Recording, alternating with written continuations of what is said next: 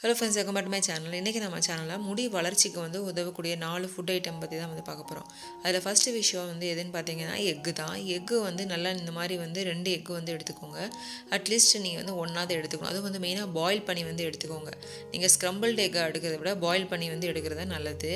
Next என்னென்னு பார்த்தீங்கன்னா பாசிப்பயிறு தான். பாசிப்பயிறு நம்மளோட ஹேரில் என்ன ஒரு ப்ராப்ளம் இருந்தால் அந்த ரூட்ஸ் எல்லாம் சில பேர் ப்ராப்ளம் இருக்கிறதுனால தான் அந்த முடி கொட்டுற பிரச்சனை இருக்கும்.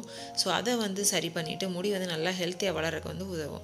நெக்ஸ்ட் என்னென்னு பார்த்தீங்கன்னா கருவேப்பிலை நெல்லிக்காவும் நல்லா மிக்சியில் அடைச்சிட்டு நீங்கள் ஜூஸ் மாதிரி குடிக்கிற மாதிரி வச்சுக்கோங்க. இந்த மாதிரி குடிக்கிறப்போ அந்த ஹேர் நல்லா திக்காகவும் இருக்கும்.